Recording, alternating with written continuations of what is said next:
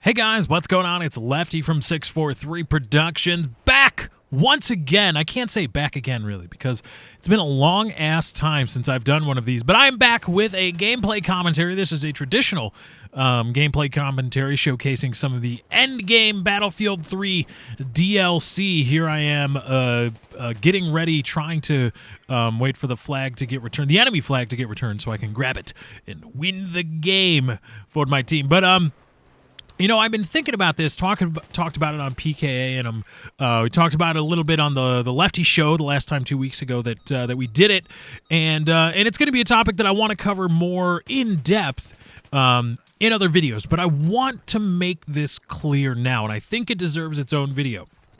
Microtransactions. We all know them. Well, some of us know them, others not. But they were born in more casual mobile games like Farmville, and I think there were a few others on Facebook. But Farmville was the biggest. You could pay a little bit of money to get in-game currency or get in-game items, get this or that for your farm or for your whatever other mobile game. And a lot of gaming companies realized how much money these developers of games like Farmville were making on Facebook. They were like, oh my goodness, you can make that much money. People are willing to pay for in-game items, many of which that they can get simply by playing the game for an extended period of time. This is a great idea. We have to implement it. And it started getting implemented in free-to-play games. We saw a lot of it on Steam. Blacklight Retribution was a huge game for a little bit. And it was totally free-to-play, great graphics, great gameplay, and it was free on Steam. Download it, play all you want. You had to, make an account on one of their third-party little clients, where the game launches from, so it was just a pain in the butt to do that, but still, you got the game for free and it was great.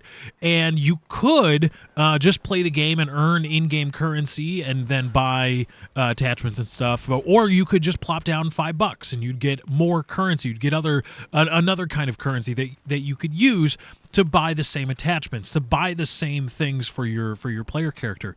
And that was making a good amount of money. And it wasn't a long while until we saw it and I knew this, and other people in the games industry knew this, that companies would start bolting on pay to play systems, not really pay to play, but microtransaction, excuse me, I misspoke, microtransaction systems on fully retail price games. We're talking the AAA titles that you pay $60 for, either on Steam or in the store for a box and a disc.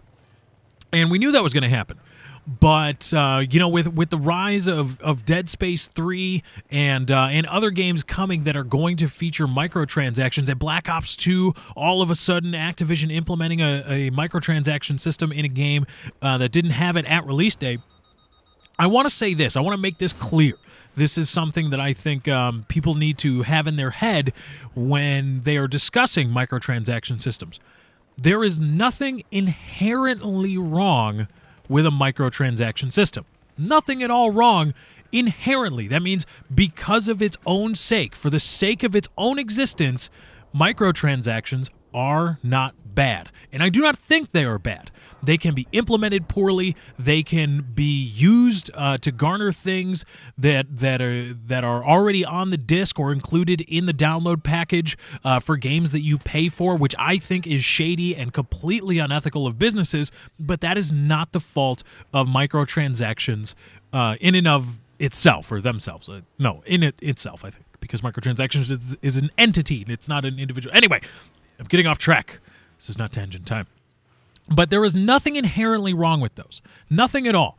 And I think it bears repeating, and I think it bears to keep in mind that when you're discussing microtransactions, there's nothing really inherently wrong with them. What you're looking at, what you have to look at, is how they are implemented, how microtransactions are implemented by the parent developer or publisher. Is it a pay-to-win system? Can people pay to be better than you at the game? Can people pay? Are people paying? Are people being gouged for things that they need to complete the game in a fully retail price game? Even bolted onto a fully retail price game, even though I think it's a little bit contemptuous of consumers, microtransactions aren't inherently bad. They are probably more often than not bad when they are bolted on to fully retail price games, but the very fact that they exist, and the very fact that they exist on fully retail price games or any kind of price games, isn't necessarily bad. There has to be another action, something else done by the developer or publisher to make them shady, to make them questionable, to make them bad and worthy of scorn. And again, this is not to say I'm not doing a complete 180 here. Microtransactions have been implemented poorly, and companies should be scorned publicly by everybody for implementing microtransactions poorly and being contemptuous of their consumers.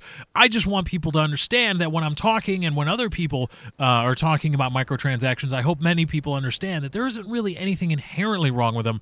It takes a lot more effort outside of the microtransactions themselves to make them bad. It relies on something else. But anyway, guys, that's my time. I got to get out of here. Thank you for joining. I hope you enjoyed. Be sure to drop a like on this video if you did enjoy. Remember, likes, favorites, comments, and shares via Facebook and Twitter do help me out. Thank you guys for joining. I hope you enjoyed. I am out.